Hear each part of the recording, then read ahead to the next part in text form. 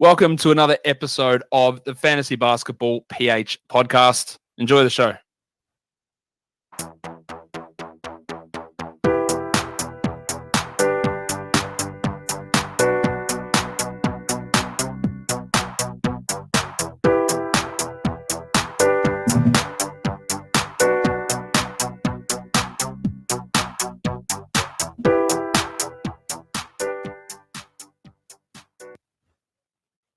What is up, mga paps?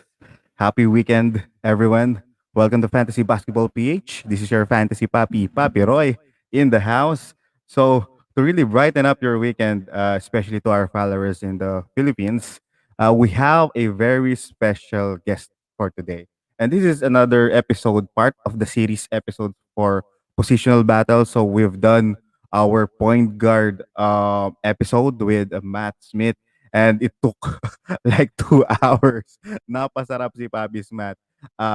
Matt really had a great time, and I hope our guest for today will also have a great time. So before I introduce our episode for today and our guest, I would like to do a shout out. Shout out to Fantasy Pros. So if you haven't really checked Fantasy Pros, this is one of the fantasy references that I would definitely encourage you to check out and follow, especially our good friend Zach the Monster here. I mean, this is like kind of the clue who is our guest for today.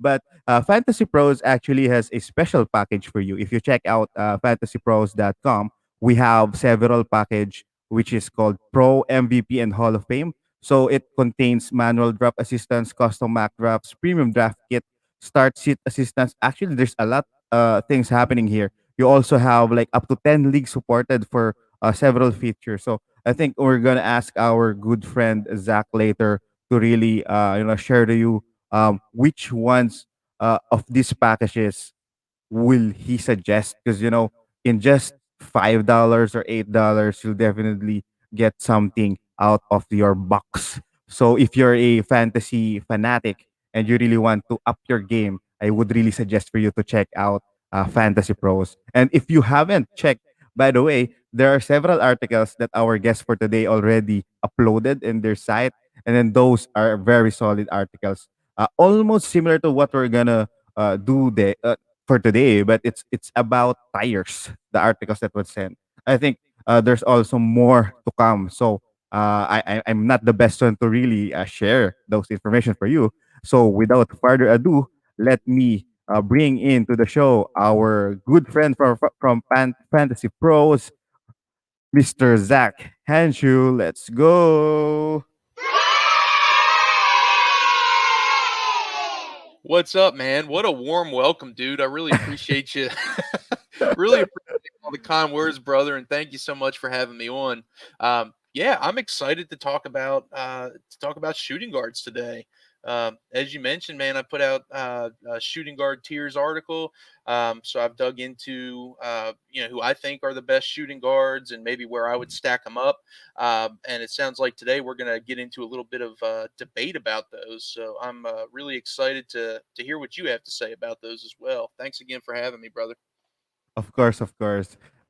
Since the first time Zach and I interacted, he was super kind enough to share his thoughts, and we've kind of like talked the roots between us and how our passion about fantasy basketball started. So for those who haven't really check out Fantasy Pros and Zach as well, can you share something about yourself, Zach?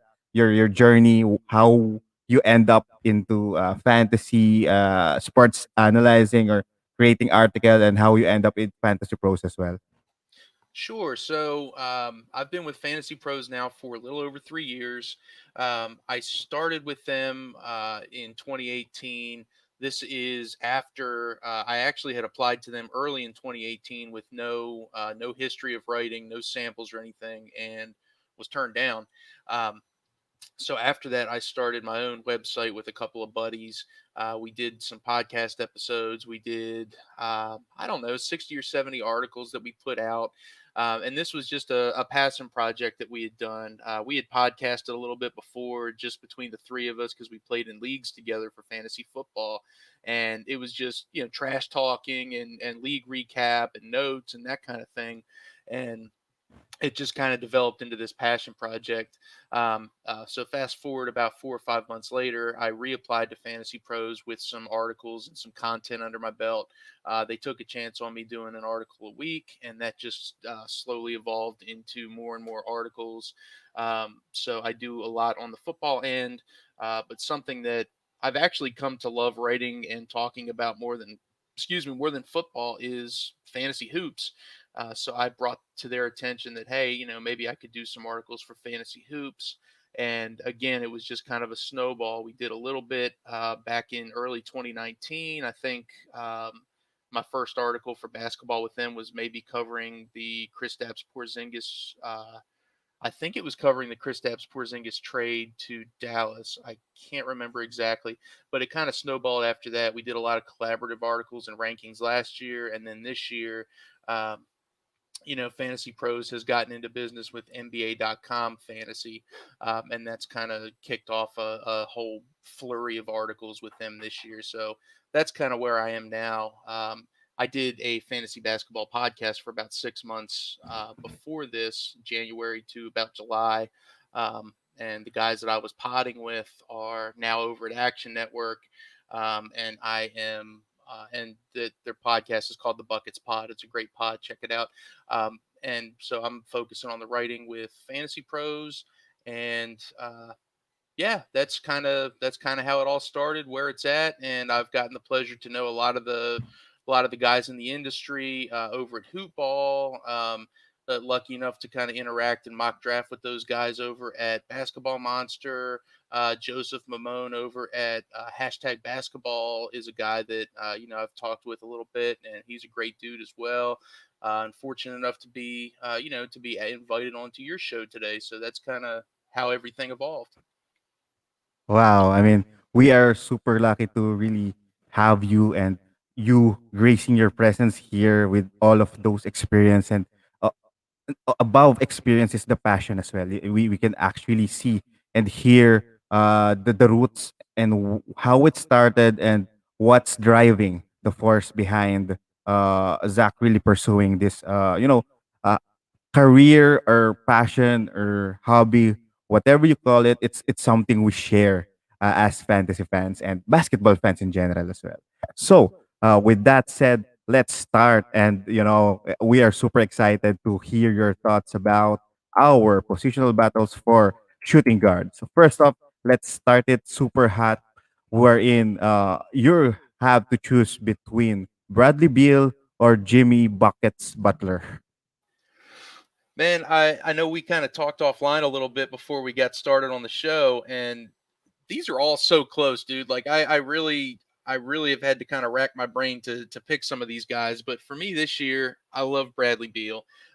Beal is I mean, he's a top 12 guy, right? I think Butler is kind of on the verge of top 12, but I don't think he's necessarily top 12. Um, I think Kyle Lowry coming to Miami is going to kind of cap his usage. He's going to play a little bit more off ball. He's not going to be maybe the primary facilitator there in Miami. So I think that kind of caps his upside a little bit. Whereas I think Bradley Beal, just the insane usage rate, I think is just going to put him way over the top. 33.1% usage last year. That was third in the NBA. No Russell Westbrook this season. As we all know, Westbrook is out in LA. I just think that massive usage rate, just the insane scoring that we've seen from Beal recently. And Beal isn't just a scorer, right? So he can do other things. So he's a good free throw shooter. He chips in probably over 2.5 threes. We're going to say this year. He's a good facilitator. He's a decent rebounder, and he'll give you some steals as well. The turnovers are not going to kill you either. It's just for a high usage guy, you're going to see some turnovers as well. So Beal to me is a top 10 guy. Butler is a mid to late second round guy. That's kind of how I feel about him. Yeah, it's going to be hard for me to really defend Butler here, especially stat wise, and how Butler is kind of like tagged as somehow injury prone player in the general public. But s- an angle that I can see here to really at least back up Jimmy Butler here is the teams that they have. I There's a big chance as well for the Washington Wizards to won't work. So to the point that maybe down the line Beal gets rested, so maybe it's something that could help out. Why would I pick Butler? On the other hand, I do believe that despite just playing around 52 games last season, seas- Miami Heat really needs to win this season, starting this season as well. They have Kyle Lowry, they have Jimmy Butler. Those aren't young studs. This is like this. If they wanted to win, they would really need to perform starting this season. Else, Jimmy Butler gets older, Kyle Lowry gets older. I'm not sure if that's gonna help out Miami's case. So with that said, I truly believe Jimmy Butler will need to step up and play at least as much as he can for this season. And then, despite not providing a lot of snipes for an early rounder, Jimmy Butler is one of those players that doesn't shoot a lot of threes, but he really provides those solid dimes and steals, which you can't really get. You can actually get just few players within the first round and second round. So that combination of assists and dimes is going to be important, as well as those free throw percentages, because Jimmy Butler is a good free throw shooter. And then just remember, if you're trying to get a good free throw percentage, you have to get someone who takes a lot of free throws. It doesn't just bank in on the free throw percentage directly, but more of the free throw mates that is being provided by that player. And I think Jimmy Butler is one of those guys that is gonna help you out. So maybe you end up picking Jimmy Butler and then picking Damian Lillard. In that way, you can actually get a, say, Clint Capella or Rudy Gobert as your center in the third or fourth round, wherein somehow you won't get pushed to be punting your free throw percentage. So that's my take for Jimmy Butler. I think that's totally fair, man. I think if you want to make the case for pressure being on Miami this season, I mean, they went to the finals, 2 seasons ago, and then just, completely fell back to earth last year. And then they added Kyle Lowry, they added, PJ Tucker. So yeah, I think all the pressure in the world is on Miami this year. Nobody expects Washington to do much of anything as usual. So yeah, I think that's totally fair to expect Butler to. I mean, and after signing this extension too, he's committed to Miami. Maybe seeing him just step up in a big way this season. So I think that's totally fair. Yeah, and he's planning to get a coffee shop in Miami because that's one of his fan side that Right. coffee joke within the Miami team members. Next up, I'm looking forward on your choice for this one, Jalen Brown versus I we call him the chairman, Shea Gilgeous Alexander, because he was sitting in the chair for quite some time last season. Do you expect that to happen again? I hope not. I mean, so if I'm going to base my take on, I'm not going to base my take on things that may or may not happen. Obviously, he missed a lot of time last year. But I think he has a lot more opportunity to just rack up some ridiculous stats this season than Jalen Brown. And I think Jalen Brown is just a ridiculously talented basketball player. I think obviously Jason Tatum is he's a more complete basketball player and he's better for fantasy. But I don't think him and Brown are miles apart, right? I think Brown is very talented. He was 25, 6, and 3 last year. He's good for threes. He's good for steals. And I mean, he's still ascending, right? We haven't seen the best of Jalen Brown yet. And I think the same thing is true of SGA. I'm going to assume full health when we make our predictions here. So I'm going to assume he plays the full season or most of the season. So it's going to be SGA for me. Um, He's playing on the Thunder, who are they're going to be one of the probably five worst teams in basketball this year, if not maybe the worst team in basketball this year. SGA is a guy that he's a good shooter. He's going to score a lot of points. He's a great facilitator. Using that length, he's a good rebounder for his position. So I think he's a clear second round guy. Jalen Brown to me he's more of a third rounder, and SGA I think he's a top 20 guy. I just don't see that sort of ceiling for Jalen Brown right now. What are your thoughts? Yeah, I definitely agree with that. And then to be honest, SGA is someone that we could get on a value this season because people are trying not to get him just because of that history last season because he really let down a lot of GMs, especially that he was one of the hype players last season. People are getting him almost on the last pick of the first round. That's how hype he was last season. So I guess it for us and especially to those who are listening on this episode or watching, it's gonna be a value pick.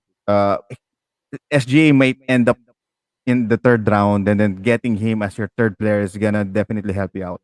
Again, we are really hoping for the best, and we're talking about this value with an expectation that some last season is just a unique season for the Oklahoma City Thunder.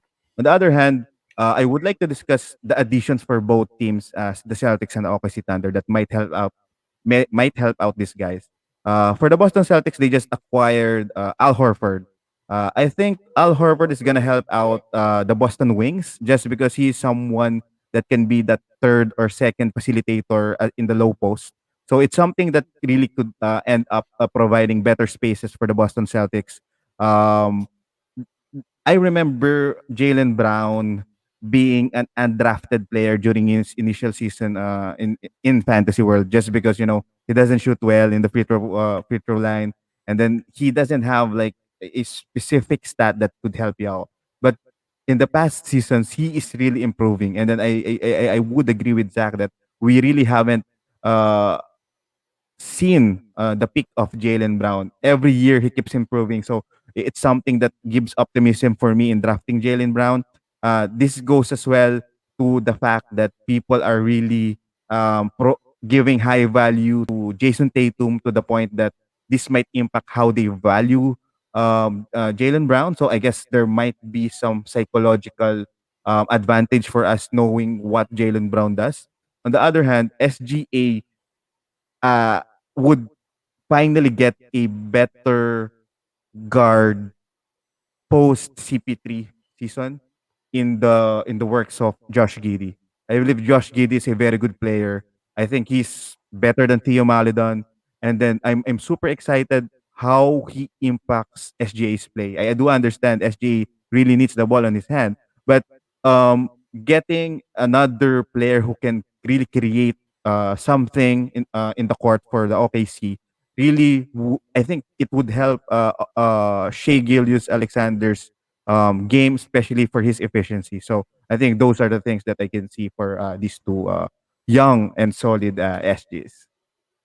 Yeah, I think that's a great point about Josh Giddey. I would love to see how the Thunder use him this season. Are they going to give him heavy minutes, right out of the gate and just kind of let him develop? Or are they going to just kind of, maybe rein him in a little bit because he's not a great defender. He's not a great shooter. Is that somebody that you're going to put on the court right away? Again, are you just going to kind of use him in a reserve role? And bring him off the bench. So I think if he's on the court a lot, I think that will definitely impact SGA's probably usage as a facilitator, that kind of thing. But I kind of lean more towards Giddy kind of coming along slowly more than just being thrown into the fire right away. That's where I'm leaning right now. But yeah, definitely worth keeping an eye on. Yeah, yeah. By the way, last 2 days ago, I was invited by Jonas Stader to participate in the Dynasty Mock Draft with Josh and a lot of several big names there. And unfortunately, I was still working. So I remember I queued a lot of players, and with them drafting with you every round, my queue is empty to the point that I kind of panicked almost every round because I was like in a meeting with my client and then we were drafting to the point that I drafted Josh Giddy. I think round 5 or round 4. But well, that happens. Well, it's a learning experience for me, but at least it's definitely not my best draft, especially for dynasty. But it was fun and it was super funny because when I checked the queue, oh, I queued like 12 players, all Oregon, aside from Josh Giddey. And then I'm trying to pick Jamal Murray because it's a dynasty league, Josh Giddey was queued. So what? I remember Jay saying, "Oh, Giddy." So well, It at least happens, man. it was very fun. And whoever will check out Basketball Monster article and Josh article about it, I really apologize for the Filipino fans that I really let you down. Unfortunately, I was doing something else, but I tried to revive it in the next few rounds because I was like 30 minutes. In the first 30 minutes I was super busy, so at least in the next 30 minutes I kind of like tried to fix things up. But to the point that I was drafting basketball Paul from Philadelphia because I think we're like 20 team deep, but I really like basketball Paul. But yeah, going back to the edges here. Um let's talk about this is one of my boys. I hope you won't pick him, but CJ McCollum and Derek White. So I'll just go ahead and start by saying I don't know who your boy is, but this one I love Derek White. I'll say that as well. I really think Derek White's going to have a great season. But if I was on the clock and you just were, I have to pick right now, I'm going to pick McCollum. And it's the safer pick, right? I think White has more upside. His ceiling is definitely higher, but he has a little bit more risk attached to him. So if you're shooting for the stars, you want a guy that can give you just a little bit of everything and really pad those defensive stats. I think Derek White is probably going to be your guy. If you're looking for somebody safe that's going to give you, 24 and 4 every single season with a lot of threes, it's going to be McCollum. McCollum is one of those guys that really doesn't deviate from what he does. He's a scorer first, and he can give you just enough in those rebounds and assists and threes, to really, make himself a valuable fantasy player. So that to me is why I'm going to take McCollum. He's the safer play, uh, but I think the ceiling favors Derek White. Yeah, actually, my boy here is Derek White because I'm a hardcore Spurs fan, Okay. and I definitely agree in that statement because especially in the past season, it's going to be a part of your consideration in drafts to get that established player safe in at least in the early rounds just to have that core intact. But something that I'm really backing on for again my boy Derek White is his performance in the bubble. I think that performance is a statement on what he can do. Unfortunately, he was injured last season. Yeah, this is gonna be a value pick as well for us because people are really tagging him as injury prone. Maybe, but for me, with Spurs letting DeRozan go without anything that replaces that spot gives me confidence that hey, I think maybe Derek White is super healthy right now because they won't definitely do that without some assurance to get something out of DeMar DeRozan, right? So the Dejounte Murray and Derek White is going to be the main man of the San Antonio Spurs. I think with Jonas, Jay, and I were talking about which one's gonna end up with a better fantasy value. Is it DeJounte or Derek?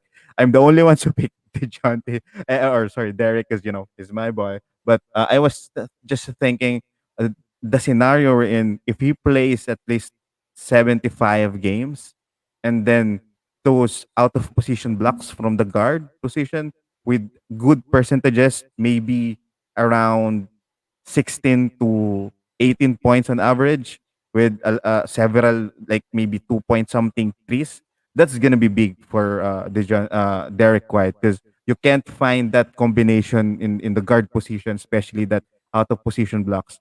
The last player on my mind that can do that is John Wall, I guess, during his heydays in Washington Wizards, giving you those out of position blocks in the guard position. So that's my take for this battle. I think that's totally fair, man. Like I mentioned, these are very, very close. So if you want to go for White and go for that ceiling, and yeah, the out of position stats, as you mentioned, White was one of three guard eligible guys last year to average a block per game. I mean, that's enormous, right? You're like you said, you're not going to find that combination anywhere else. So if you're going for that, and you want to kind of forego the safe pick of McCollum and maybe the higher draft pick of McCollum, I think the draft capital it's gonna take to get Derek White is gonna really be worth your while. So totally fine with that take, man. I like that. Yeah, yeah. And then for the next versus players, this is I like this matchup because for me they are super pretty much the same. I mean, almost in all stats and their role in their team as well. But who would you rather have, Donovan or Devin Booker? Because in the general public, uh, people love scoring, right? Yeah. So they really put Devin Booker and Donovan Mitchell right on top of their list, to the point that when we go to the nine cat valuation and then they see these two guys in the middle round, they were super shocked that, hey, really, you this is their value, but they really can't understand those peripheral stats that are missing from these two guards. But again, I would definitely like to hear your thoughts about this. Yeah, this is another one that is just as you mentioned, man. They're almost the same player, right? They're high scorers. They're more valued than than what they should be just because of the scoring. People love that flashiness. Um, and I think Devin Booker has lost a little bit of his luster.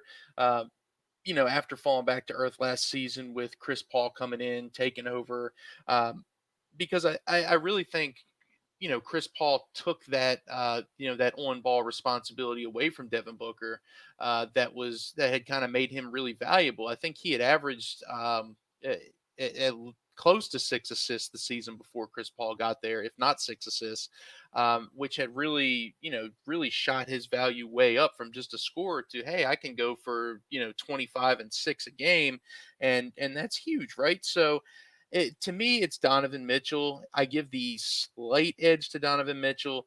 Um, I think his facilitating, I think he's going to give you more assists just because him and Mike Conley, Donovan Mitchell plays a little bit more on ball, even when Mike Conley's in the lineup and Mitchell is, um, ah, it's close. Mitchell's probably a little bit better of a passer, so I think he's going to give you those assist numbers.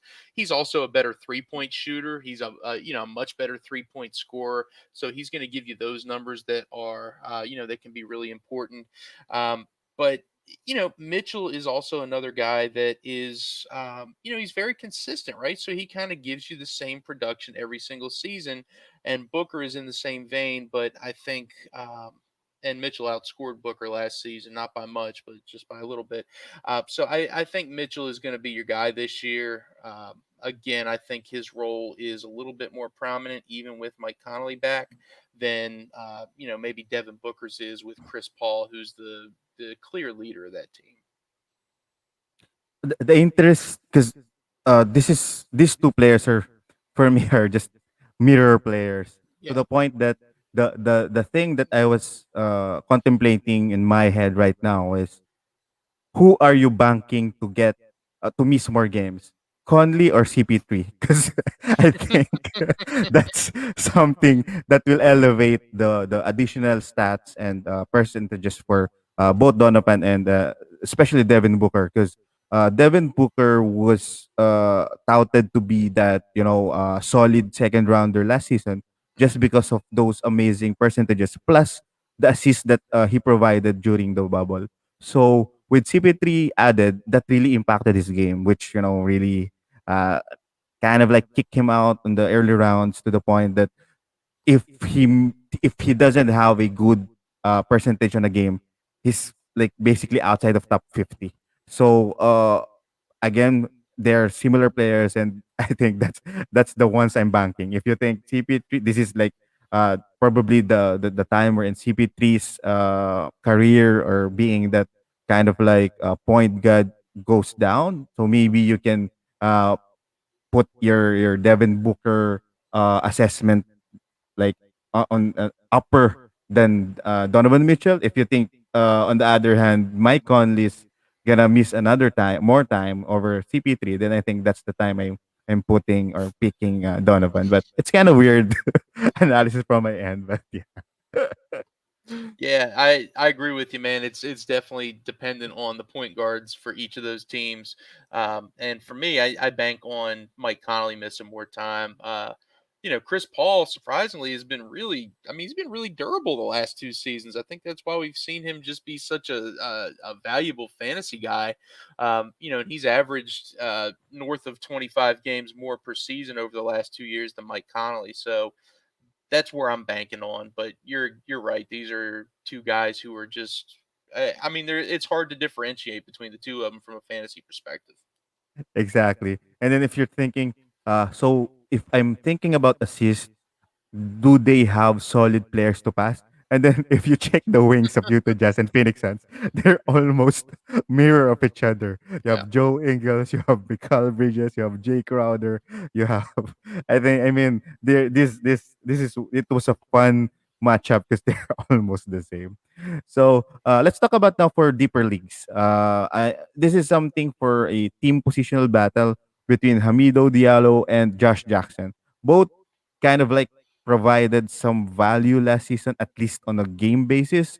So who do you think, like, is better to be drafted in deep leagues? Is it Josh Jackson, who had some limelight in several weeks last season, or Hamido Diallo, who is kind of like better in some sense versus Josh Jackson? This one is just I don't know. It's a battle of the backup Detroit Wings, right? So this is a tough one. I lean Diallo just because I don't know, man. I think Josh Jackson, he was definitely a streamer last season, but I think a lot of his value just came from, Detroit missing some options. So for me, it's Hamidou Diallo.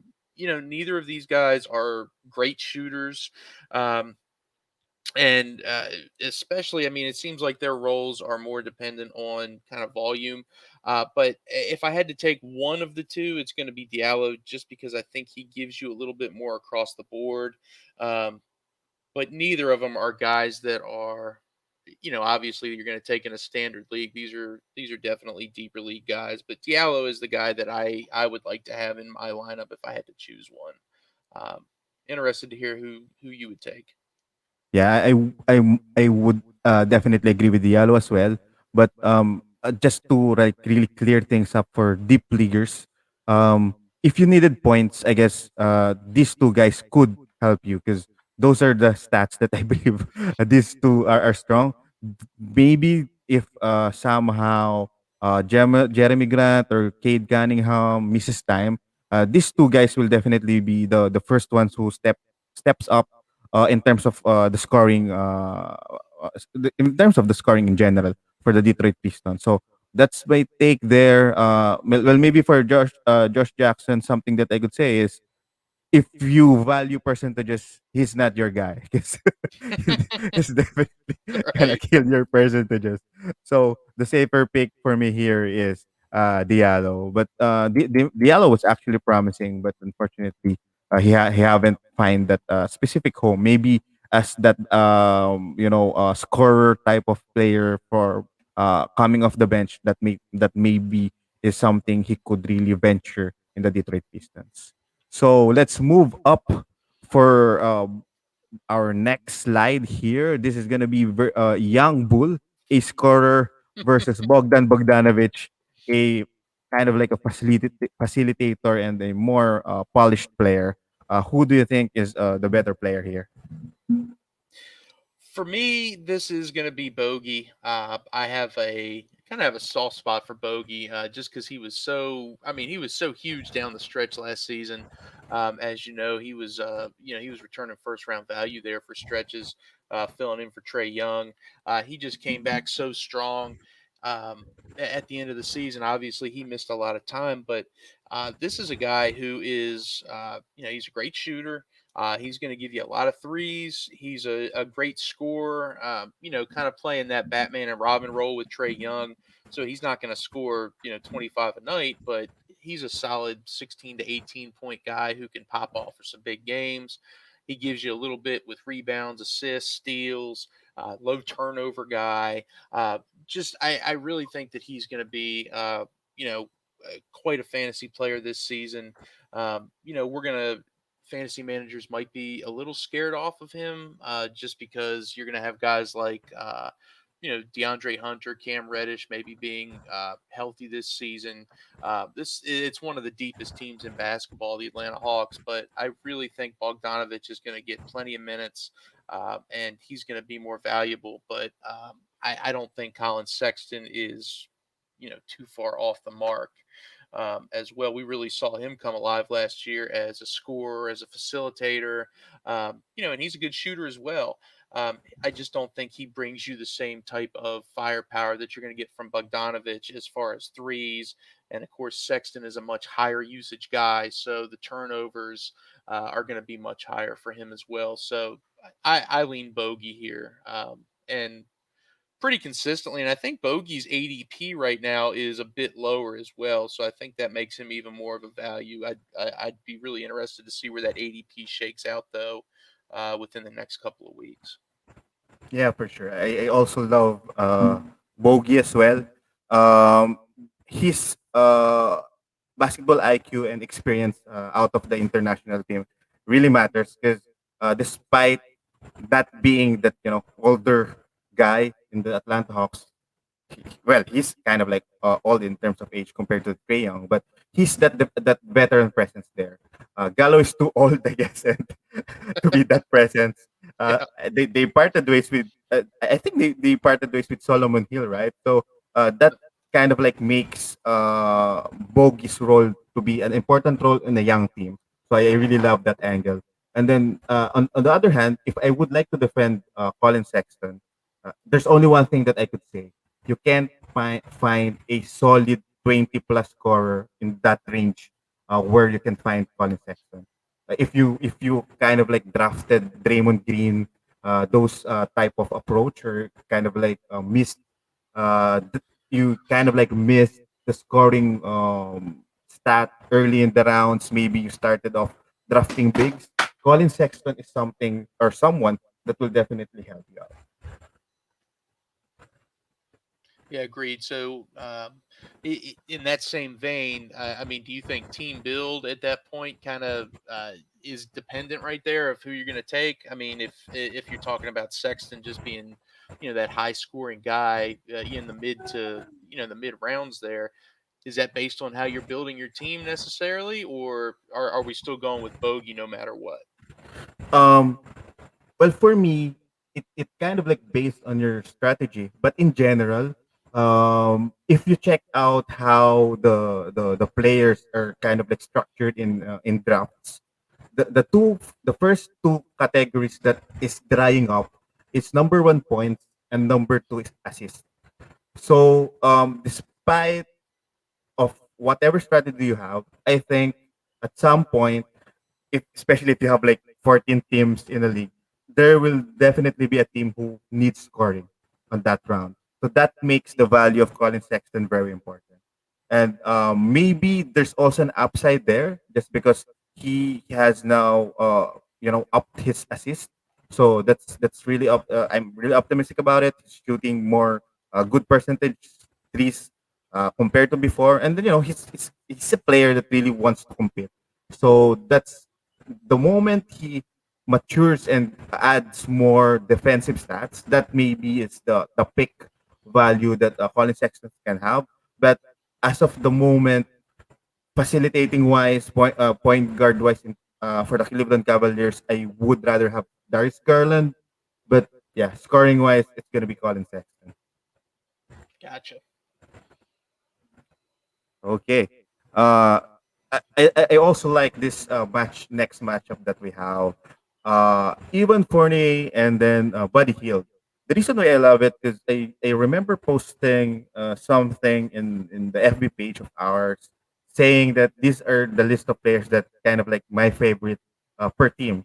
And then I placed Evan Fournier there, and then surprisingly, I received a lot of comments saying that, hey, really? I mean, he haven't been playing like well in the past season, and then how could he provide value if he's like the fifth, player there? They have Derrick Rose, they have Kemba, and I was telling to them that um, there's a reason why they got Evan Fournier because Julius Randle is the lone source of scoring or offense in the New York Knicks.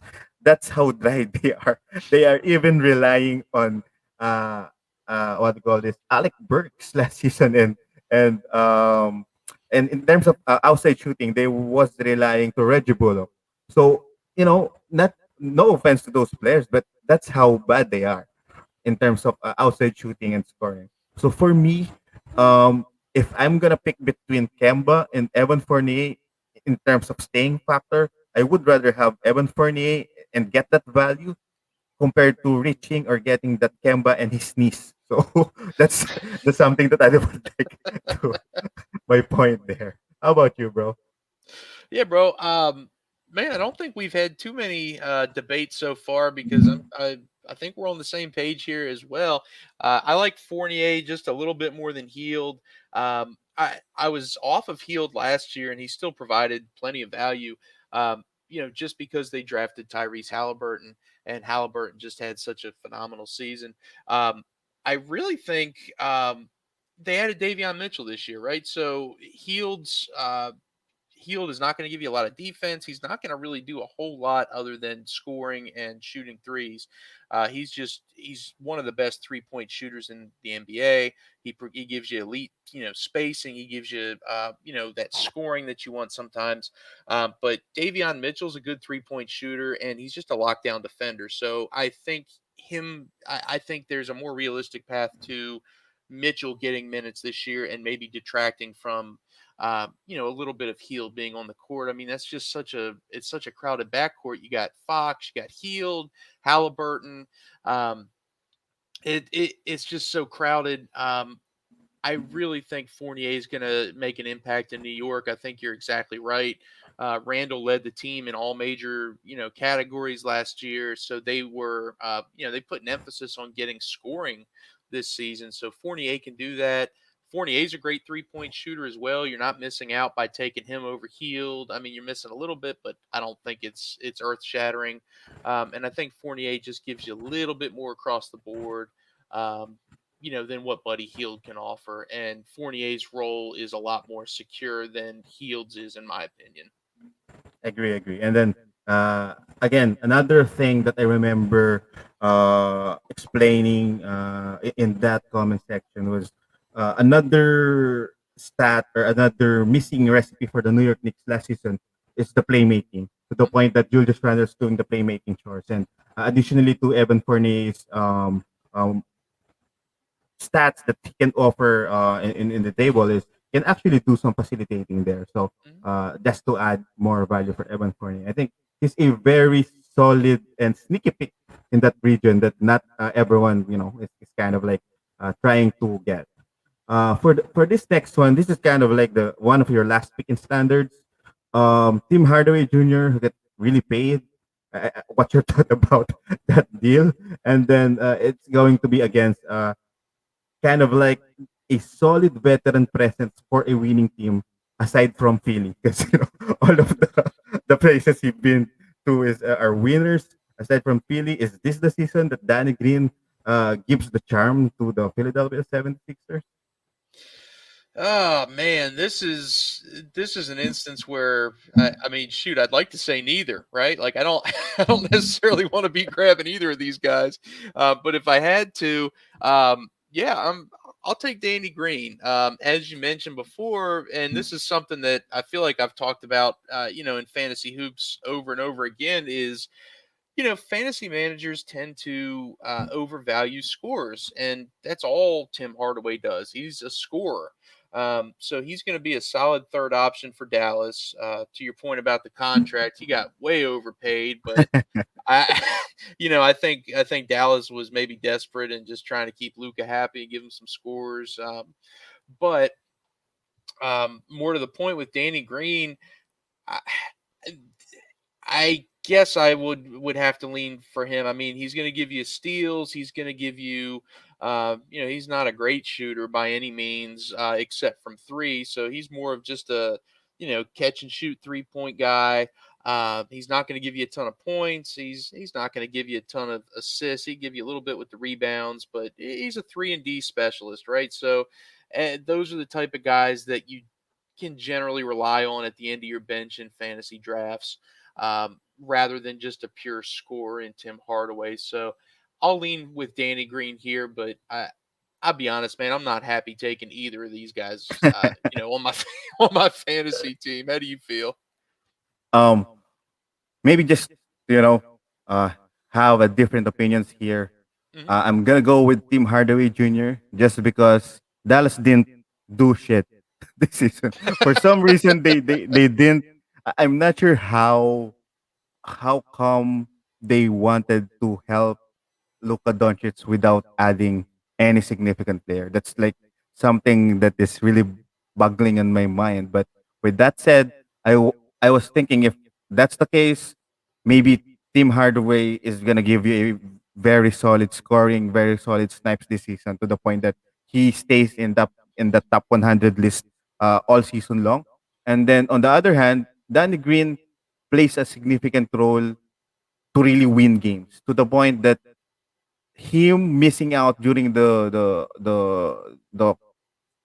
finals, the semifinals games is kind of like important for the Philly, which leads to the idea that maybe they wanted to conserve Danny Green, so he'll be available in those times, and this might be Matisse Thybulle season because Matisse Thybulle is super solid in terms of defending people. So that's just the angle that I'm looking at here right now. So yeah, that's my take on these two guards. I hope you're right, dude. Tybal is a guy that I really, really like, just because of those defensive numbers. I mean, Philly kind of has these guys that are better in real life than in fantasy, right? They got Seth Curry, they got Danny Green, and Tybal as well, who was a great, maybe defensive specialist last year, but isn't necessarily on the redraft radar outside of, the end of your draft or deeper leagues. But I think that's a great point. Is that they have a guy like a Ty Bull that can come in there and provide maybe better defense than Danny Green. Um, so maybe that would limit Danny Green's minutes. I hope you're right. I love Matisse Thybulle, so I can definitely see that happening. Yeah, I hope Batista will gives us zero stats in every stat and then two steals and two blocks per game. That's gonna be insane. There you go. Next matchup. This is gonna be fun. These are fun players and people love these guys. I mean, people across the world really love these guys to the point that they're kind of like reaching these guys in several instances that I played mock drafts. So we're gonna talk about Nicole Alexander Walker and RJ Barrett. Who would you rather have? So we're talking about Nikhil Alexander Walker, R.J. Barrett. For me, man, it's got to be Nikhil Alexander Walker. We've seen so much, good play out of him when he's been given the minutes.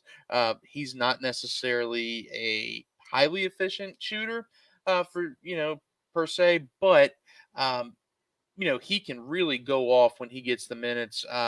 we've seen his ability to run the offense. He's a decent rebounder for his position. He can give you some of those defensive numbers. Um, I really think if he's given a much bigger role this season, that he's going to pay off for fantasy managers. We see Eric Bledsoe, we see Lonzo Ball. They're gone now, so that opens up minutes, and I think you're going to see a starting backcourt of Devontae Graham and Nikhil Alexander Walker. And I'm really excited to see what Alexander Walker can do. I think RJ Barrett is continuing to grow. Um, but he is I don't think he's ever going to live up to the potential that maybe we saw coming out of college. Um, he's I don't think he's ever going to develop into a really efficient scorer, knockdown scorer, or a guy that can do much more than maybe score and rebound. Um, New York was conscious enough to bring in Kemba Walker, Yvonne Fournier to help with the scoring, help with the facilitating. And Mitchell Robinson's going to be healthy this year. I think that's going to maybe take away some of the rebounding numbers for a guy like Barrett. So I think just based on ceiling and potential, and the kind of the sample size we've seen from Nikhil Alexander Walker, even though he's a little bit more of an unknown than Barrett, the upside is just it's too juicy not to take him over Barrett just 10 times out of 10. Yeah. Uh, it just so happened that people love Barrett for some reason. They tend to close their eyes to try to realize his Right. deficiencies. But well, just to defend Barrett here, the scenario wherein Barrett gets at least close to what Nicole Alexander Walker can do. Offensively, definitely not, especially in efficiency. But there are no solid wing defender in the New York Knicks aside from RJ Barrett. He's definitely be guarding the main guys against the in the opposing team. So maybe this is the season that he improves, learning from Tibbs, and then give us solid defensive stats. Maybe. So that's the optimism I have for RJ Barrett. Yeah, I would love to see that, and I mean, I think that's definitely a great point, something to keep an eye on for sure. And of course, Barrett's a known quantity, right? Like we've seen him, we know what he can do. We know that he did. I mean, he did get better in efficiency this season from the season before, even if it wasn't a massive jump. He is still improving and working on his game. So. Yeah, would love to see him come out and totally prove me wrong this season, but if I was in a draft, I'm taking NAW. Yeah, I agree.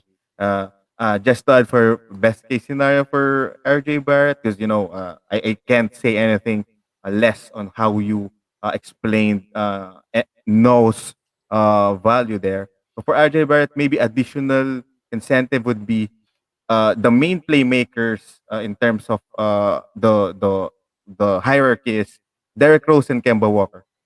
So those are, injury prone players. So Yeah. maybe that's additional incentive for RJ Barrett because we've seen him playing that playmaking role when there's no solid guard in the floor. So maybe, just maybe, that helps our listeners in terms of considering RJ Barrett. Next up, this is kind of like a positional battle or role battle for uh, guards on the same team. Someone is, I'm thinking he's still injured right now, Dante DiVincenzo, and Hmm. then the additional player is I'm really expecting a lot from this dude, Grayson Allen, just because PJ Tucker is now out of Milwaukee Bucks. I think Grayson Allen's value as a grinder, plus with Bryn Forbes out as well, and him performing a very solid shooting exhibition back in the Memphis Grizzlies, it's kind of like a mix of what Milwaukee got from PJ Tucker and Bryn Forbes. So I was thinking maybe he is a very solid threat to get minutes away from Dante DiVincenzo. I think it would be very interesting to see who ends up getting those minutes. But we saw DiVincenzo. He was a starter before he got hurt. So I think that the starting job is his to lose. I think. DiVincenzo is going to be the guy. Um, it, they're not miles apart, but we just haven't seen this from Grayson Allen other than coming into a game and knocking down some threes. Maybe he takes that next step forward because of what you mentioned. They have some openings there for some role players to step up and make some moves. But to me, it's DiVincenzo. Um, he's a decent defender. He's really scrappy and great on the boards for somebody his size. So that's the guy I lean with. And DiVincenzo is not a bad 3-point shooter as well. So I lean DiVincenzo here, but the Grayson Allen, if he stepped up and made a real impact this season, that'd be quite a story, right? I mean, so I definitely would not root against him at all, but I would take DiVincenzo here over Grayson Allen. And just that for DiVincenzo's value, given that this tag is injured right now in drafts, especially if you're well either a front or head to head, he is actually someone you would want to be in your team if you need steals. So Mm, that's it's gonna be a solid value out of Dante because he's gonna be in all free agents right now if you already drafted because his ranking is super low and people aren't drafting him just because his tag as an injured player. So maybe that's something that will help our listeners. And then let's now move on our last slide for the position battle. Uh Two players that is gonna be shooting a lot for the Houston Rockets. KPJ and our kababayan from Filipino American Jalen Green.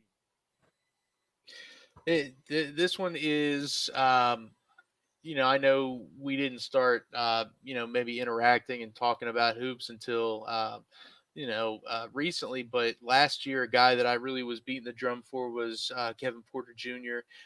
So this is a guy that I have a history of touting, and a guy that I love. I love watching him play. I love his game. He has a lot of.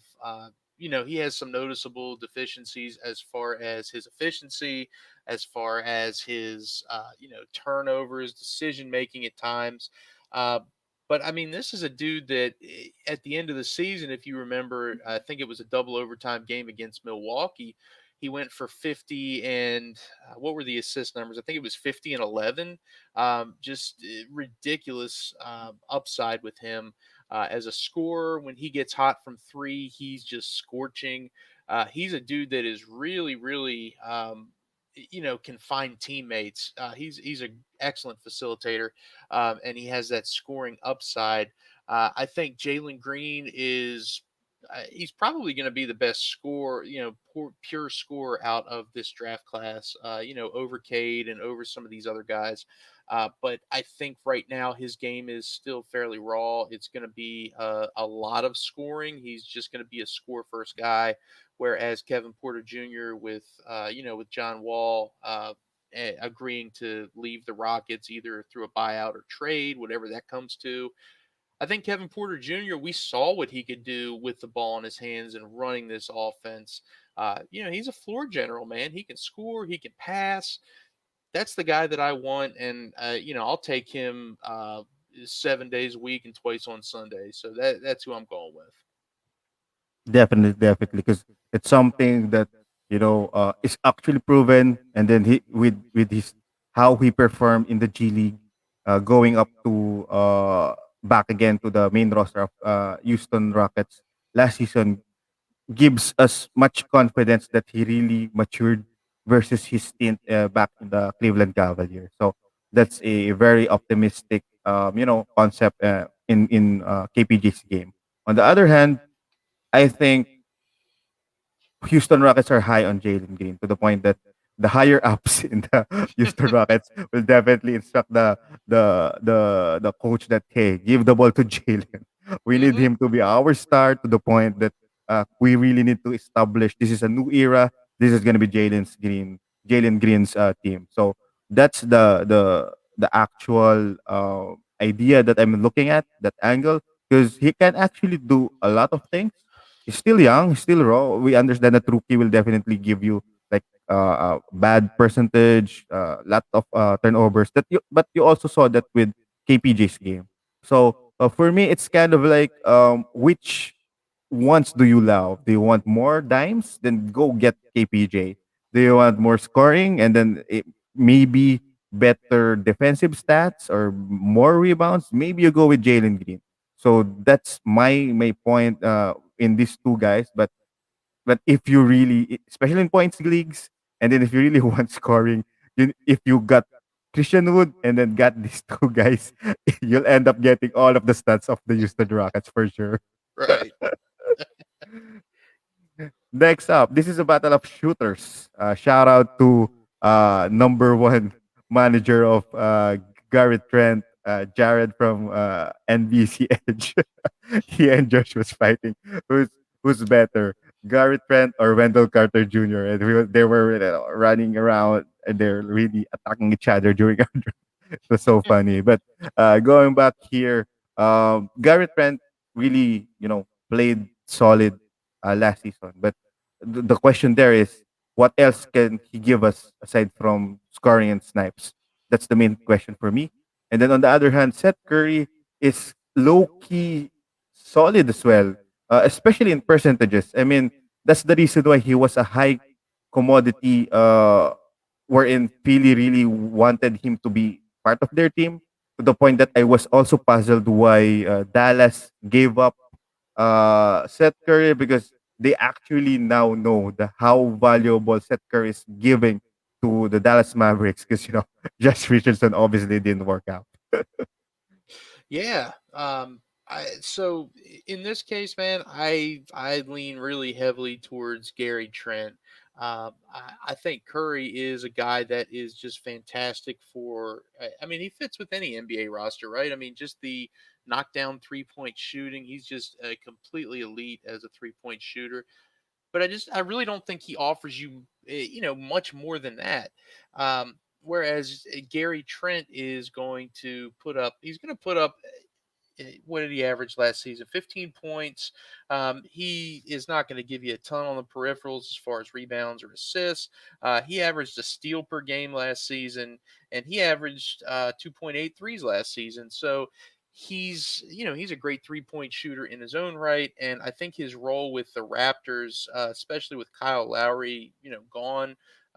Trent figures probably to be starting in the backcourt with Fred Van Vliet, right? So I think his path to minutes is going to be much easier than Seth Curry. And I think he offers you a bit more, at least as a scorer, right? So you're going to get scoring and threes out of Trent. You're just going to get threes out of Seth Curry. And Seth Curry's a better free throw shooter as well. But I think where it really counts, it's going to be Gary Trent for me. Uh, my angle here is Ben Simmons. The moment Ben Simmons gets traded and they there's no solid backcourt player that was coming in for the Philadelphia 76ers, it's going to be big for Seth Curry. Not super big because there's still Tyrese Maxey there. There's still other solid guards there, but I think his veteran presence and his efficiency and how he really attracts the defense for the Philadelphia 76ers is going to be an important part for them to really win finally in the Eastern Conference. So with that said, despite not having a flashier stats compared to Gary Trent Jr., that upside to get more dimes maybe will make, and how you can get Seth Curry like way down the line for a last guard if you needed efficiency, snipes, or maybe a little bit of assist. That's something that I value. Not super fancy, super kind of like boring, but yeah, he doesn't hurt you. That's again an angle there. He doesn't hurt you unless otherwise he does nothing. So that's the time he really hurts you. Right. I agree with that. To that point, though, I think, Trent's not a guy that's really going to kill you either. His free throw percentage isn't great, but it's not, it's not horrible either. So I think Trent is, and Trent is a very low turnover guy as well. Half a turnover per game average throughout his 3 years in the NBA. So for me, I can definitely see the argument of taking the value because if you take Seth Curry as maybe one of your last picks, you can drop him to the waiver wire if he doesn't do anything for you. Gary Trent, you're probably going to have to invest. I'm not sure what the ADP shakes out to, but you may end up spending I don't know, top 100 pick. I mean, does that sound reasonable? Um, I'm not Yeah, sure what it is right. especially that Garrett Trent is kind of like someone that impressed a lot and turned a lot of heads last season. And again, people remembers scorers, so I guess Yeah. Garrett Trent. Do you think Trent has the better season, but Curry is the better value, or do you think Curry has the better season and is the better value? Both of them. I think Curry will provide better value just because of how I think Philly is serious to be better right now to the point that they need a lot of minutes coming out of Seth Curry because of that threat in the outside presence that he gives to enable Joel Embiid and maybe Ben Simmons to operate their stuff. So that's my point there. But total wise, definitely Gary Trent because Toronto, there's also a big chance that if Toronto loses, maybe Garrett Trent is one of those players that gets like big scoring games down the line. But remember, Garrett Trent is also one of the players that was sitting in several games in the end of the last season. So those are some considerations that we might think. But well, that's those are stuff that we check down the line, not during drafting. But next battle here is battle of scorers. Dylan Bricks. Oh, sorry, Brooks. I usually call him Bricks, but apologies to the some Dylan Brooks fans listening. And then the prodigal son of Malone in the Denver Nuggets, Will Barton. um, Man, this is another tough one, right? So, yeah, Dylan Brooks, dude, I mean, he's the definition of a volume scorer, right? So he's not going to help you with that efficiency with the field goal percentages. He's a score first guy, and I think that's why Memphis has decided to give him so many minutes. Um, these are so tough. I, th- ah, I think I would probably. Uh, I think I would lean Dylan Brooks, just for the upside. I know this is again me kind of favoring the scorer, but Will Barton he's not really a model of efficiency himself as a scorer either. Barton gives you a little bit more across the board production, but Barton is really kind of lacking in any defensive numbers as far as steals go. They're both average 3-point shooters, I guess. I think the edge goes to Brooks just because of the upside.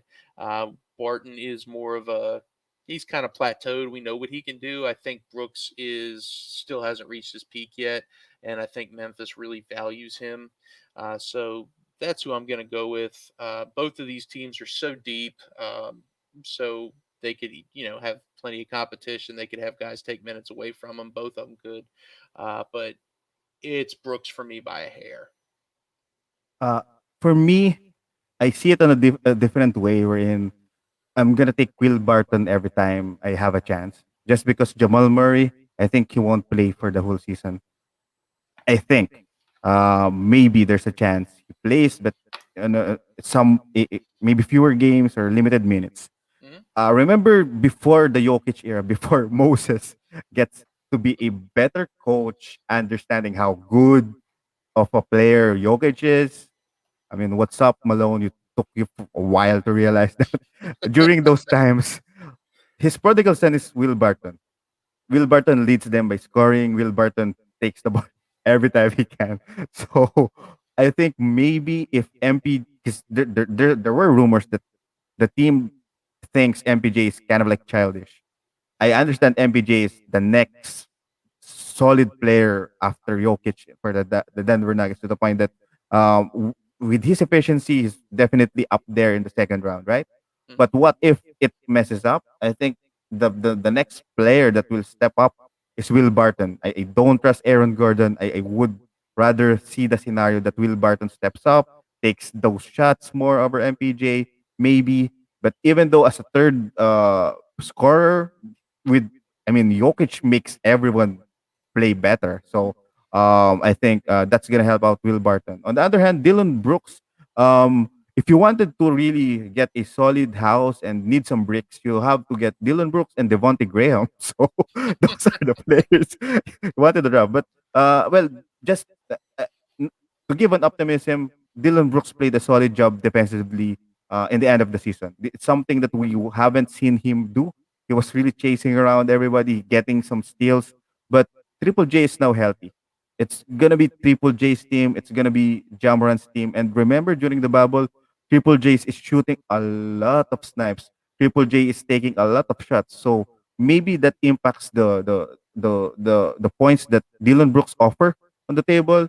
Because there's again what you've said earlier, Memphis is super deep to the point that not only deep but young and skilled. So we haven't really talked. If we want to talk about Memphis, we could take like the whole day to talk about them, because you have Desmond Bain, you have the Anthony Melton, and they're super talented. You have Xavier Tillman. So I mean, they're super deep. But yeah, that's my take on this one. I'd go Will Barton. Next up, brother, some this is gonna be like probably some straight up just choices. Um, in terms of opportunity, we have here Poole and Lonnie Walker. Clay Thompson won't play at least in the initial part of this season, and then DeMar DeRozan is now in the Chicago Bulls. Who do you think is gonna be better? Both are just kind of like scorers, nothing big expected for them, but maybe it's something that is important for deep leaguers. So let's help out those listeners that plays deep leagues. Do you think you would rather have Poole or Lonnie Walker? For me, I'm going to go with Jordan Poole. As you mentioned, Clay Thompson I think he's eyeing a return on, I think it's on Christmas, as a matter of fact. So I think he's trying to come back on Christmas. So he's going to be out for at least first 2 months of the season. We've seen Jordan Poole, really come on as a scorer. He had a couple of big games last season when he was given the minutes.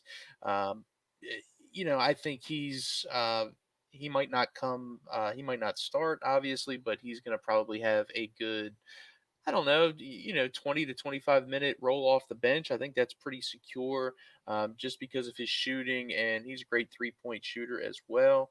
Um, as you mentioned, he's not going to give you much in the peripherals, but he's a low turnover guy as well, so he's not going to hurt you there. For Lonnie Walker, it's more of the same. I mean, there's really not a ton of difference with these guys here. Um, both are low turnover, both are good 3-point shooters, they're good scorers. And neither of them super efficient, field goal percentages. So this is kind of what we talked about earlier with, with Booker and Mitchell. These guys are very, very similar as far as their, maybe the stats they provide for fantasy managers. But for me, I'm going to give the edge to Jordan Poole.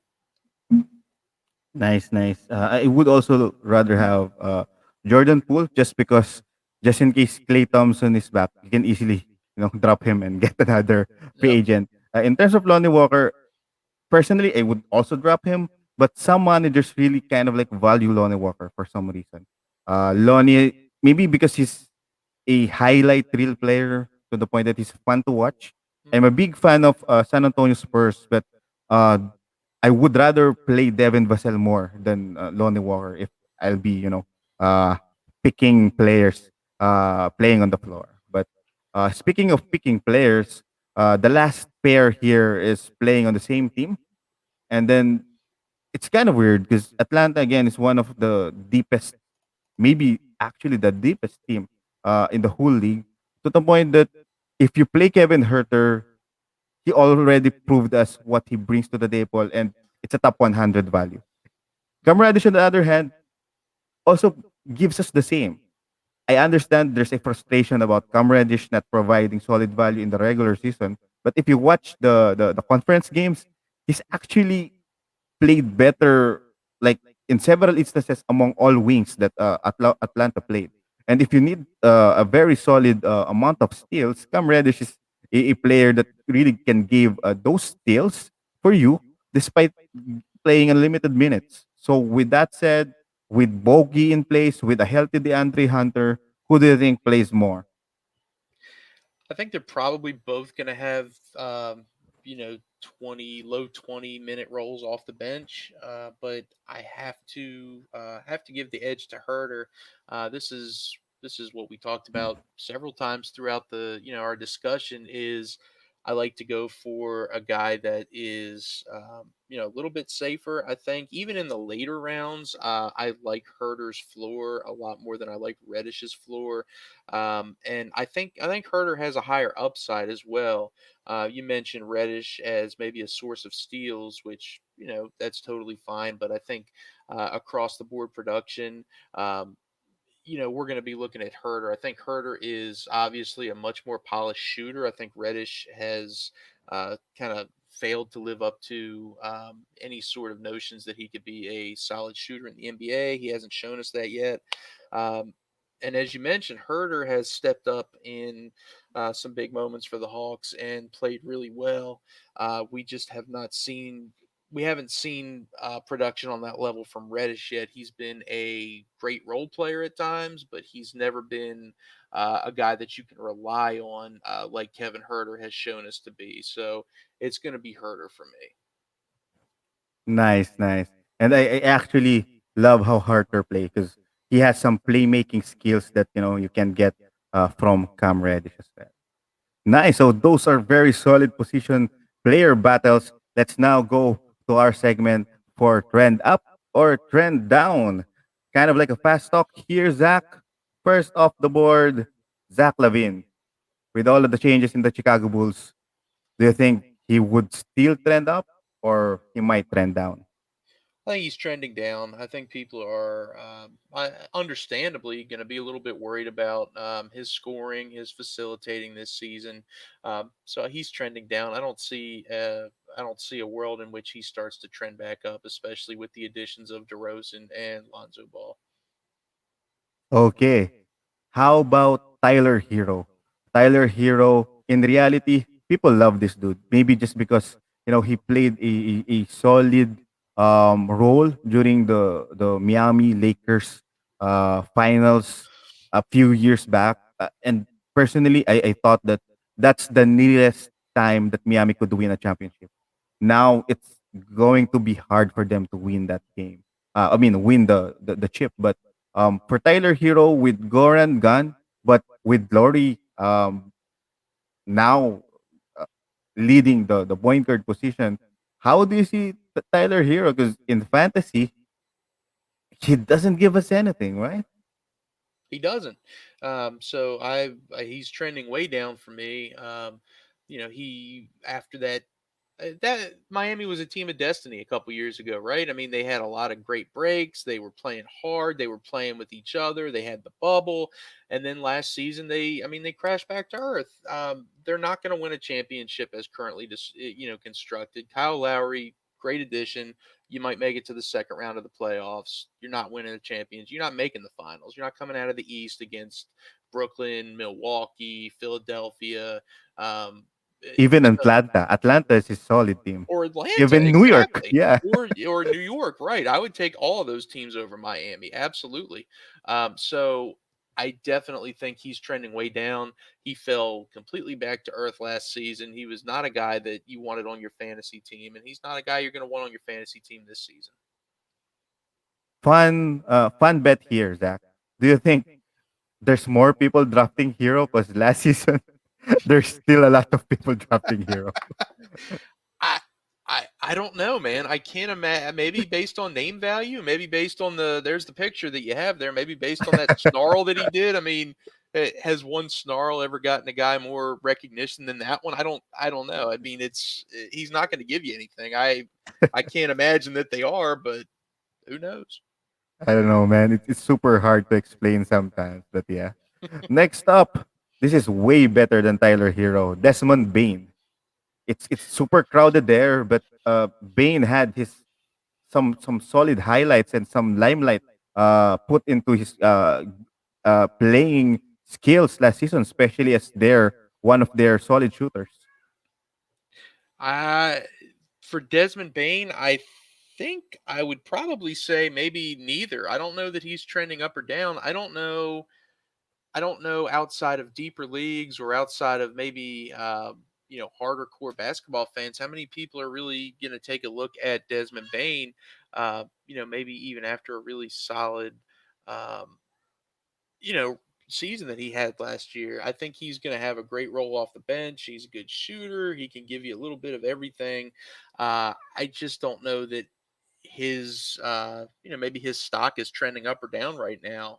If anything, I think it would be up, but I don't think it's probably moved a whole lot. Well, this next player didn't have a good season, not close to a solid season. Kobe White. What's his place in the Chicago Bulls, bro? Kobe White, dude, you talk about a guy whose fantasy value has just hit the toilet. It's Kobe White, man. I mean, his value has just completely cratered. We saw some great moments from him.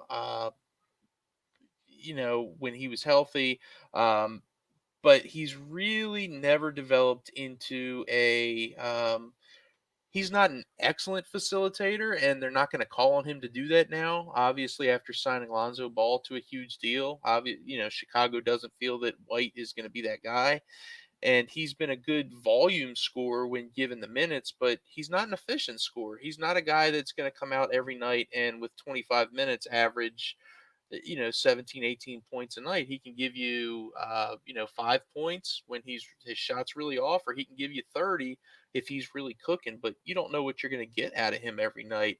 And the peripheral stats they're nothing to be wowed by. And he's a high turnover guy. For a guy that doesn't play that many minutes, he coughs the ball up too much. So um his stock has got to be way down right now. He is in my eyes. I mean, do you feel the same? Yeah, bro. Especially that also still injured, so I Yeah. really don't think he's near to be part of my team, even in dynasty leagues. Yeah. This is a question for you. Be honest to me. Who's better, Thomas Satoransky or Kobe White? Hmm. Uh, if we're just talking all around game, uh, I don't know. I think if you're going to put somebody in at point guard, you want a guy that can run the offense and do a little bit of scoring, and play a little bit of defense. I think Kobe White is just a score first guy. So think, I think I would take Sato just because he can give you a little bit more as a traditional point guard. And he's a lot more efficient as a shooter. You can throw him in for shorter spells and kind of know what you're going to get. White is a little more erratic to me, so I probably lean Saturansky as much as I hate to say that. Yeah, and it's also big for a guard. So yeah, just want to check because people were wondering why is this certain Thomas Satoransky getting more minutes sometimes over Kobe White because there's a lot of Kobe White fans. Hmm. But for me, like what you said, that's actually the best explanation that I can give you. Technically, Thomas Satoransky just offers a lot more over Kobe White in terms of the point guard position, and probably that's the straight up explanation there. Because defensive wise, facilitating wise, it's gonna be Mang Tomas Satoransky. Hmm. Last one for this slide. I'm expecting some optimism for you, dude. Give me some love for Gary Harris and Orlando Magic. Gary Harris, man, I'm not going to give you any love, dude. I'm so sorry to disappoint you here. We were rolling along so well throughout this hour and a half, and now I'm just going to have to crush your dreams here with Gary Harris. Uh, I, I don't see a world in which he's a fantasy value. I don't know how you could. Orlando is a rebuilding team. They have so many young and talented players on the roster. Gary Harris has been in the league for what 7, 8 years now. Uh, One of the two. He's been around for a while, and he had some good years for Denver, but I just don't think he's part of the future plans of this Magic team. I mean, this Magic team has a backcourt with Fultz and Anthony and MCW and Jalen Suggs and RJ Hampton. And I mean, that's a lot of talent accumulated there in the guard positions. So I just don't see a world in which Gary Harris gets a lot of run. And even if you were, maybe going to play him at the three, I'm not sure why, but if you were going to play him at the three, you just drafted Franz Wagner. You got Chuma Okiki, who had a big year. Terrence Ross is still on the roster. Uh, I don't see a world in which Gary Harris gives you much of anything, man. He's a guy that's not even on my radar in deeper leagues. Do you have different thoughts on him? Yeah, I see one. The scenario is they want to trade Gary Harris and Terence Ross because Okay. they're the worst team this season to the point that the strategy there is initial months sell Gary Harris, sell Mm. Terence Ross, and then maybe that's the time you get a lot of fantasy stats in the first couple of months, and then Gary Harris or Gas as I call him, it will definitely go back to the free agency. So that's the only thing that I see for Gary Harris. Anyway, next up, people love this dude. I see a lot of sports analysts loving this dude this year. Anthony Edwards. What can you say about this uh, Ant Man in the Minnesota Timberwolves? Trending way up, dude. I think people love what they saw out of him last year. At the end of the season, he kind of started off a little slow, but he just, I mean, he came on hot at the end of the season, and obviously, we're going to see D'Angelo Russell, Carl Anthony Towns, Malik Beasley. We might see some healthier seasons and some more games played for these dudes, but. Anthony Edwards is the future superstar there. He's the cornerstone.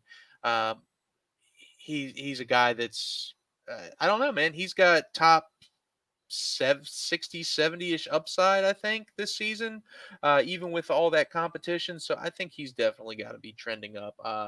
I know in a recent, in a mock that I'm participating in with some other guys in the fantasy basketball industry, I think he was just taken in the third round. I think Jonas Nader, as a matter of Wow. fact, took him in the third round.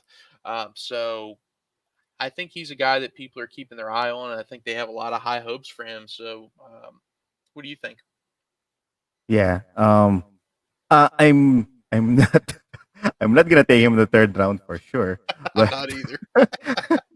but I definitely agree. I wasn't really a super fan of him being like highly touted as like gonna be the main man of Minnesota soon. But he proved me wrong in the past the last months of last season.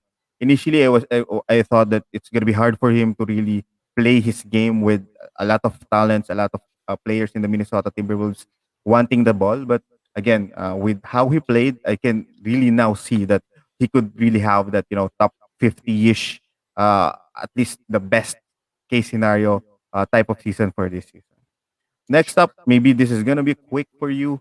Clay Thompson. Would you draft Clay Thompson? This is Yeah. If the price was right, I would take Clay Thompson. Um, but the price is right for me would be right around pick 120, something like that. I'm not touching him any sooner than that, and even then, I'm going to be a little squeamish, just because he hasn't played in so long, and not really entirely sure what to expect from him and how many games that he's going to play. So yeah, he's an end of draft type of guy for me, but I think his ADP is probably going to make him a little more expensive than that. yeah. I hope a lot of the public will take Clay Thompson earlier, so we get some value out of other players available. on the, on the other hand, Malik Beasley. Malik Beasley was a revelation after the trade coming out of Denver to Minnesota. Finch is a offensive strategist. Do you think Malik Beasley still has a place with Edwards available, with D'Lo healthy, with Cat healthy? What's your thought? Yeah, he's a guy that I initially, when I did my rankings a few weeks ago, I put him outside of the top 150, which I've come around a lot on him over the last couple of weeks. So personally, for me, he's trending up. I'm not sure in the fantasy community at large what the case is, but he's a guy that's definitely rising in my rankings. He's gonna start for Minnesota this season. He served his jail sentence over the summer. Probably no suspensions coming his way this year if he keeps his nose clean. He was, as you mentioned, he was a revelation last year. His scoring went way up, career highs in points, rebounds, threes, assists. Maybe he'll lose a little volume, but even with the drastic increase in shots and scoring last year, he was still really, really efficient. I mean, this guy throughout his career has shown that he's a great shooter. He's an efficient shooter. So losing a little bit of volume is fine as long as he doesn't take huge steps back in the peripheral categories. I think he can be. He has maybe ninth or 10th round upside. I don't know more than that, but he's going to be a bargain wherever you end up drafting him. I think for sure.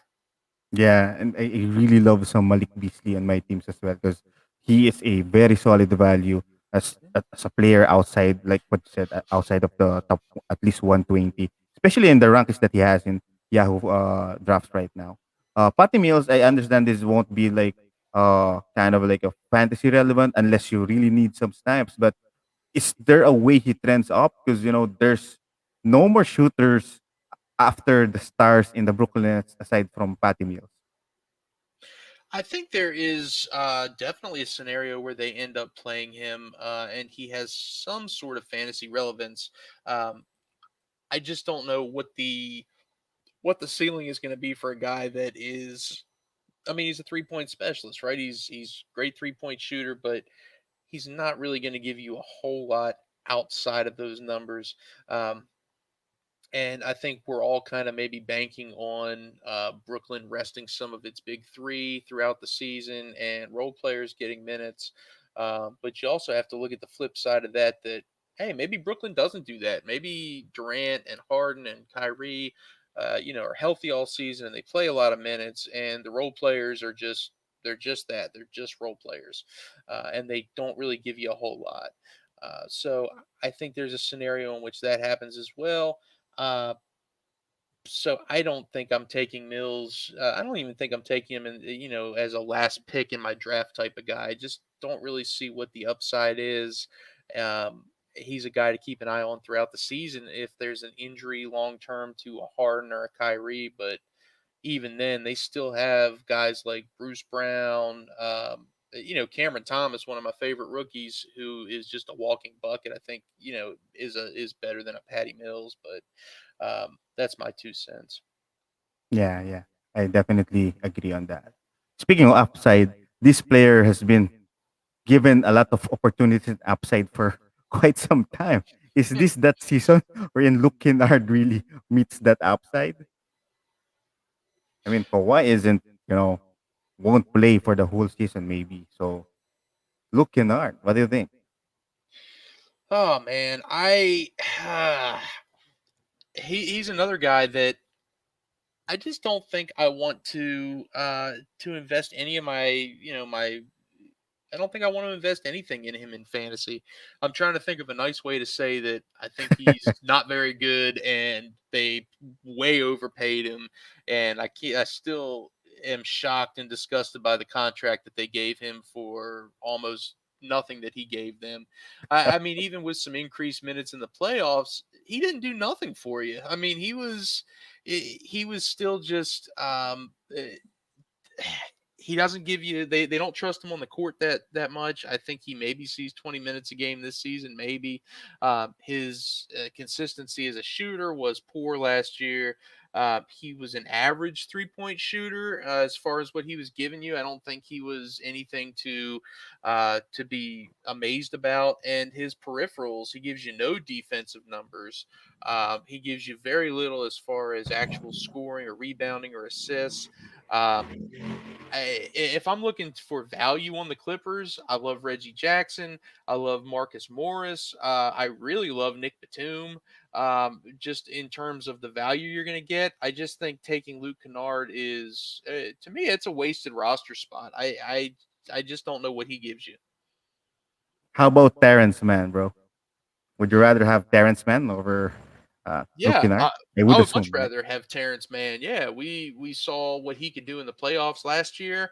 Um, and he's still kind of yet unproven, which is why I like him over Luke Kennard. Luke Kennard is proven, and he's proven that he can do basically nothing for you. So, I'll take the upside of Terrence Mann all day, especially when you're this late in the draft. I mean, you're talking ADPs, way through the ceiling here.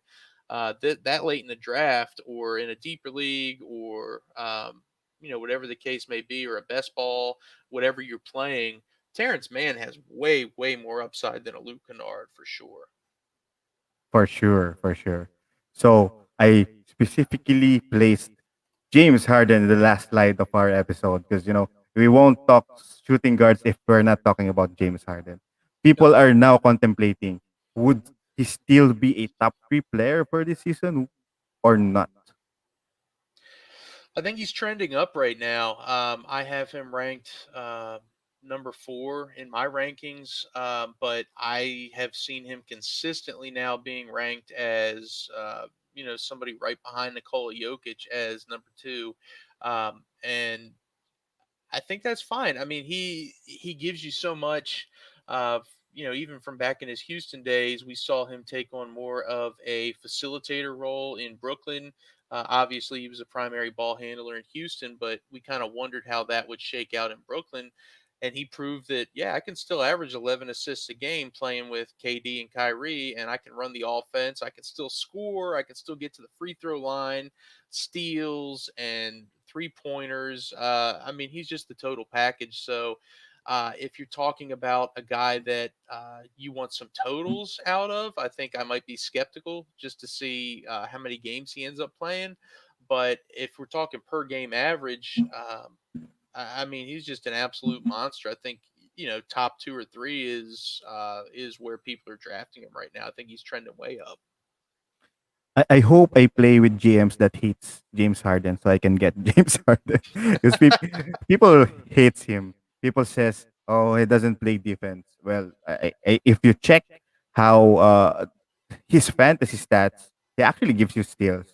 Sometimes he gives you several blocks as well. So Mhm. you know that's something that a fantasy player has an advantage with compared to just a regular basketball fan that really usually hates players or hates the image of a player. But yeah, I definitely agree with that. Um, would you take Harden over Luca?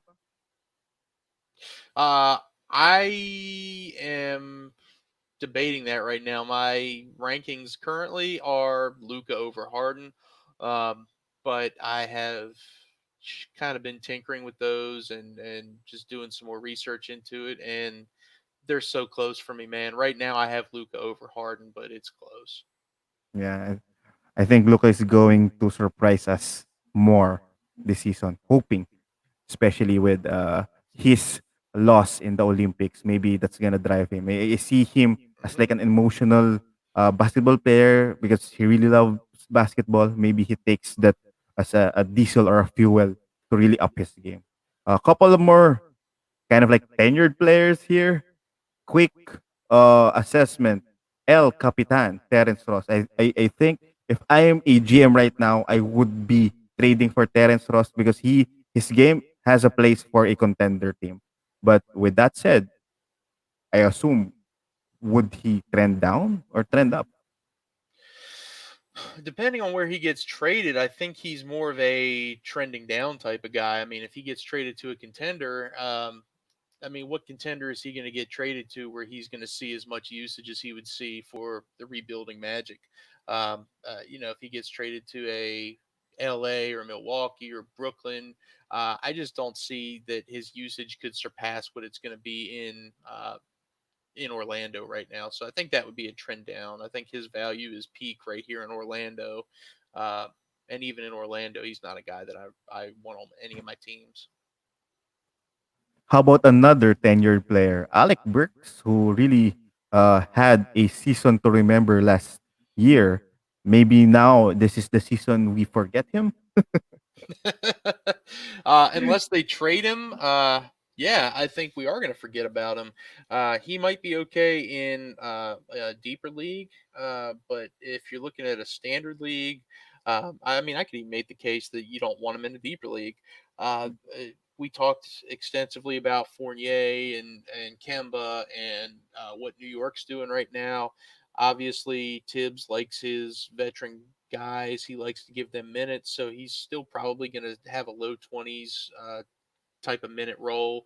But I mean, what's the upside? Again, is he going to maybe have a couple of good scoring nights? Sure. But what's he going to do for you? I mean, is he going to double double, triple double? Is he going to give you some defensive numbers? Is he going to wow you with his efficient shooting? I don't see any of that sort of upside for Alec Burks, especially with the additions that New York made in the offseason. So, yeah, trending down for sure. Here's the upside. Tom Thibodeau. Maybe Yeah. Tom has his personal reason of playing Alec Burks.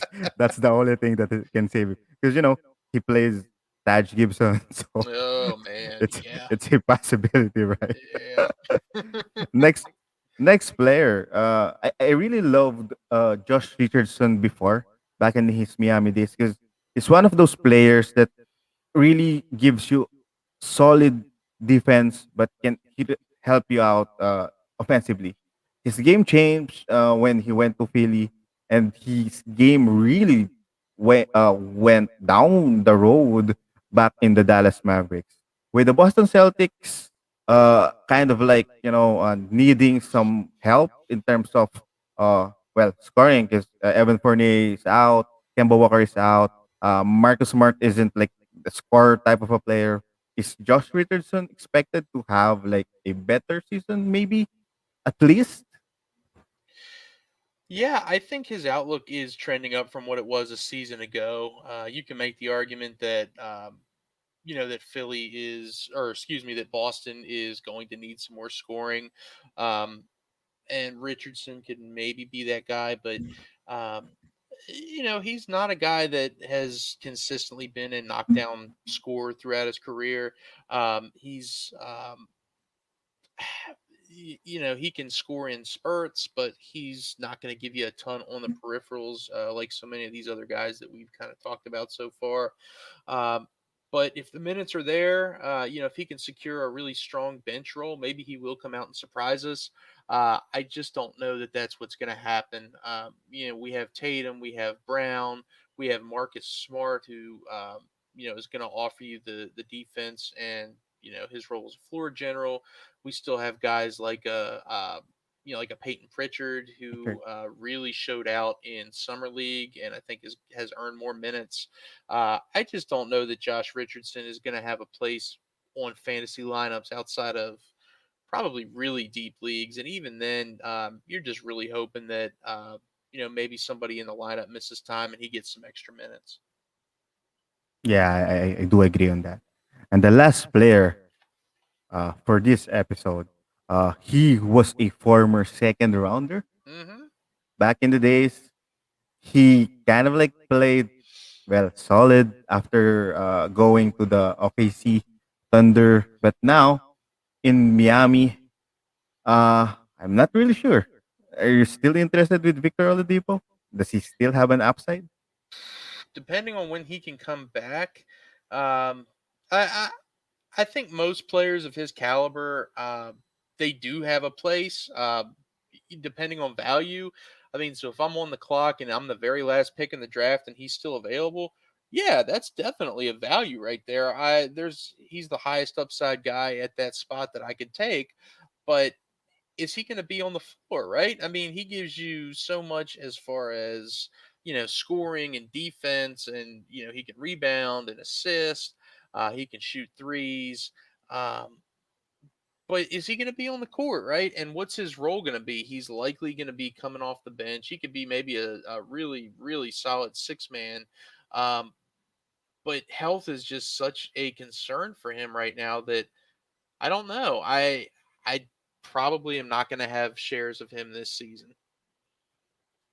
Yeah, and uh, having Oladipo healthy also means a bad news for Hero fans because I would rather have Oladipo on the floor over maybe Hero, even Duncan Robinson. But I think Duncan Robinson has a better, well, he has a solid role in terms of providing that outside threat for the Miami Heat. But yeah, I agree with Oladipo. I was surprised that actually when he was kind of like healthy back in the Indiana Pacers, he kind of like you know played better because his type of player depends on his athleticism to the point that his injuries actually impacting that. So I was really didn't I wasn't expecting a comeback to the same level as he plays back in the Orlando Magic. So yeah, I think it's trending down. Wow, we actually had an hour and 45 minutes of such valuable information. Thank you so much, Zach. I hope you had a fun time guesting here in the show. I mean, if you're a listener, if you're a fan of fantasy basketball, and even in just NBA in general, what we've talked about here, what we've learned out of Zach here is quite valuable, especially before we do the draft this coming October. So, with that said, Zach, let me just go back to the previous slide to share us what Fantasy Pros offer for this season. Yeah, so Fantasy Pros has a ton of reliable tools that they offer. Most famous for their Draft Wizard software, where you can go in and do mock drafts. You can use the draft assistant while you're drafting. You have a live draft. You can set the draft assistant up, and it will give you recommendations, notes, stats right on the fly, telling you who the next pick should be for your draft to really help you dominate. And that's something that that I've helped work on, not as far as the software goes, but as far as providing notes and injury updates and things of that nature to the guys that are the development team that's behind the scenes working on these tools. And we have a amazing development team over there. So that's something that you can check out. If you buy one of our premium subscriptions, we have a bunch of offers going on with partners right now where you deposit $10 with DraftKings or FanDuel and some of our other partners, and you get a Hall of Fame subscription for free for 6 months, which includes all access to all these tools to really help you with your fantasy basketball draft. So that's what we are looking at Fantasy Pros now, and of course. Our expert consensus rankings are out. Experts put their rankings in; they all get averaged, so you can see who people value more highly, more lowly. And as we've been talking about today on the show, I've been putting out tier articles where I've been ranking, all the different positional tiers and how they shake out for me. And of course, maybe after discussing today, with Poppy, maybe I'll make some updates here today because definitely value your input as well, man. And you gave me some things to think about. So thanks so much for having me on the show, brother. This was a lot of fun. Yeah, I really had fun. And for guys, this is like coming from me. Zach didn't use a Twitter name, Zach the Monster, for nothing.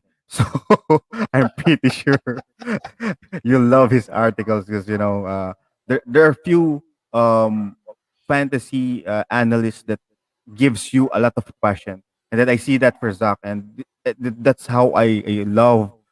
That's why I love following him because I am pretty sure those thoughts, those articles he has been talking to himself for quite some time. We've seen him doing, I mean, sharing that earlier. That's how he really value the content he'll be sharing to the public in those articles. So I'll definitely would encourage you to check out at Zach the Monster at Twitter. Give him a follow, and then also the Fantasy Pros. Shout out to my brother Jacob Dunn. Actually, He's also doing, I guess, fantasy for football. I'm not sure, but last year he was my first international guest in the show. I started this podcast last year, and then we've been kind of like playing around in the New Life Fantasy in another group. So shout out to you, brother Jacob. So with that said, thank you so much, Zach. It was a super fun episode. Maybe next year I'm gonna shorten this one up. I'm gonna think of some different concept to really, drag everyone to 1.5 hour or so. But I mean, this is gold for all listeners. These are gold. Getting some perspective out of the Filipino scene. These are we are learning just for listening, just for checking out their tweets. So I hope you appreciate this content because out of love, they are actually sharing their thoughts in our show without anything. So that makes us a lucky fantasy GM for this season and in the upcoming season. So again, this is your fantasy puppy of Fantasy Basketball PH. Like, subscribe, follow, share, and comment. We are available on YouTube, Spotify, Anchor, Google Podcast, Stitcher, Periscope sometimes in Twitter. And then follow Zach the Monster at Twitter. Thank you so much. Oh, by the way, I forgot. Follow in Cat Spenus in the Filipino scene. If you have a friend who plays basketball ending, specifically for Philippine Basketball Association, you can reach out Cat Spenus. So shout out Ate Cats. What's up? So that's it for now. Happy weekend, guys. Bye bye.